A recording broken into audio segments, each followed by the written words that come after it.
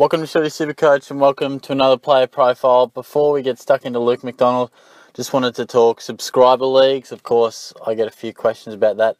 Everyone wants to get involved, obviously, in a few leagues that I normally run. So I will be putting some of those out pretty soon. I think the first one we'll have on Sunday evening. I'd say I'll schedule that one to release the code in a video at 7 o'clock. The reason I'm saying it off the top in this video that isn't purely dedicated to it is just if you're listening on the Facebook channel or more importantly probably SuperCoach HQ would be more likely just to get along and subscribe. Of course, we like to sort of help each other out in terms of content and giving each other a plug. So if you guys have been listening to it on SuperCoach HQ but also been getting around the content and want to get involved in a league, take on me, then subscribe to the YouTube channel because you'll get everything first. All my content goes up onto the YouTube channel, obviously goes up there first, and I'll look to release a video with all the leagues and when they'll be released. And then what I did last year was just schedule a few videos, some in the afternoon, some at night on different days, so hopefully it suits most people, and then people know when they're coming and you might be able to make this league or that league and you get in there when you can. I think last year I had 3 leagues. I'll probably look to do 4.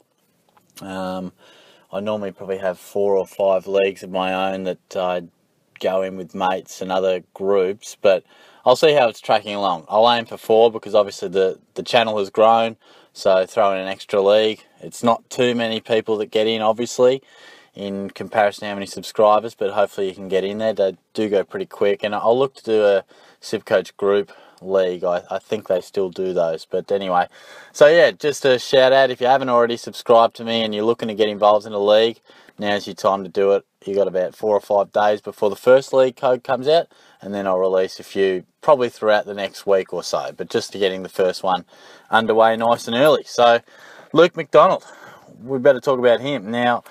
Some words we love hearing in the SuperCoach world, and that's breakout contender. That pricks the ears up. That gets us listening. Now, Luke McDonald is exactly that. His profile in terms of games and age fits it. He's 23 years old, 74 games. He is primed to be a breakout contender, and he has been long touted at the Roos as that sort of next generation that's coming through. Plenty of hype about him as a youngster, and he's been good. No doubt he's been pretty serviceable, particularly last year. I mean, averages from 2014 onwards, 66, 52.8, 64, and 83.9. Now, those earlier years were clearly a young man learning his caper in a side that was struggling a fair bit for the most part. Last year was really the year where he stepped up, really showed some great potential off the half-back line, but even more so in the last 5 rounds, and that's what I want to take a look at. He did move up towards the wing and more of a midfield role, and we have seen that already through the pre-season, him playing inside mid through the intra-club match. Now, he's at 461k in our back lines, 189 centimetres, 89 kegs, 88 kegs. So he is there and abouts in terms of fitting the bill and fitting the mould as your modern day midfielder. Now, I want to look at those numbers at the back end of last season. They did move him up the ground, off the half-back line. He was still there at times, but played a lot more midfield time. And the early suggestion is that he will definitely play there in 2018, which has got to put him on the radar. And I think with good reason. This is one of those examples where it's a very small sample size, so it's a little bit more risk and we maybe shouldn't read too much into it, but it is a sample nonetheless. Now, those last 5 rounds, 23.8 touches he averaged from there. That was more than 3 up from his season average. Well, prior to that, leading into it, he was averaging 20.2 touches. Then he bumped that up. 1.3 clearances he was averaging in the lead up. Then in those final few rounds, pumped that up to 3.2. And it's all about SuperCoach points. That's what we want to know. Prior to round 19, average of 80.8, 94.6 in those last 5 rounds. So that puts him thereabouts, and I think we can see some more improvement. So I think Luke McDonald has to be considered. And to be honest, he's very much in the mix for my side at the moment, out of nowhere. I really didn't think that he would come into contention, but all of a sudden I've been looking into him and I really do feel like he could be an option. I have been looking for some cheaper defenders because I might need to shake up a little bit of coin in terms of if I want to get rid of Nick Nat or upgrade Brayshaw if Hanley becomes appealing, just to give me options. Elliot Yeo is concerning me a touch. Now, he's had one great year, and now he's suffering a bit of a hip injury, slow pre-season. I've got my concerns paying $560K for him. So if I see enough through the pre-season from McDonald, I could be quite tempted. Now, I'm not so sure on Yo at the moment. I'll need some convincing through the JLT just to see he's on top of his body. But it's good to have options. You know, we've got Hanley, we've got McDonald. There's a few other guys that I've spoken about, the likes of Alice and co. Christian Salem, not the worst mid-price option. See how he goes to the JLT. But focusing on McDonald, I really enjoy his potential for this season. He's in a fairly weak side. They'll be a poor side. But with that comes opportunity. You know, a lot of those players have moved on, the likes of Swallow and your Boomer Harveys and those types. And in there you've got Zeeble and Cunnington and Higgins. Otherwise, we're really looking for that new breed of good players for the Roos. I was listening to a radio interview from Jamie McMillan and they said, who do we need to look out for to really take this club? Most people expect them to be bottom 2, bottom 4. You know, in your opinion, Jamie, who do you expect to really take this club to the next generation? First name off the list was Luke McDonald. He reeled a few more off, like Mason Wood and the likes, but I think Luke McDonald is really going to have the responsibility put on him. You know, there's your chance to take a midfield spot. Everyone always wants to move into the midfielder. He's a nice ball user, very nice kick-to-handball ratio. I was talking about it with O'Meara, just so many handballs. I think that was the other day I was talking about him. McDonald, very nice boot on him, very much likes to use it and does get out there and, you know, a regular game will see him have 15 kicks and 9 handballs. That's sort of where he's at. Can turn it over at times, but he is the sort of player who will go for perhaps a tougher kick than, say, most might. He does back his leg in, that's for sure. So I don't mind him. You know, you've got Yo with some concerns with that hip. Hurley's copped a bit of an injury. Williams and Doherty are out. You know, can we trust these guys? Even Jeremy Howe is a little bit slow on the track at the moment.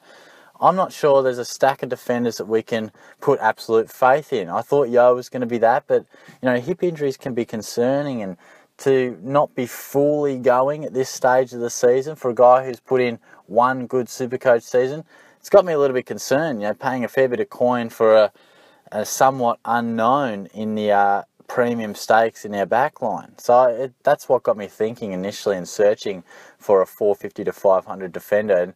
And looking at it, I really enjoy what McDonald can bring. Of course, we're going to have to watch him closely through JLT. Clearly, we're going to need to see not only where he's playing, but how well, because I think it's more so the latter. I think he'll definitely roll through the midfield more often than not, spend a fair bit of time. The Roos need him in there. He'll get a fair bit of responsibility in there. You know, he's not going to be just a rotation. I could see him often being in at the centre bounce and certainly spending plenty of time where he can rack up the points. It might just be seeing how he adapts to that, because you don't always see guys naturally go from a defender to a midfielder or off the half-forward flank in the midfield. Sometimes they just are better defenders. They like to play unfolding in front of them and vice versa down forward. So always midfield time. I think we'd like to look for it, but for some players, it won't always be their primary position. So it'll be interesting to see how McDonald goes.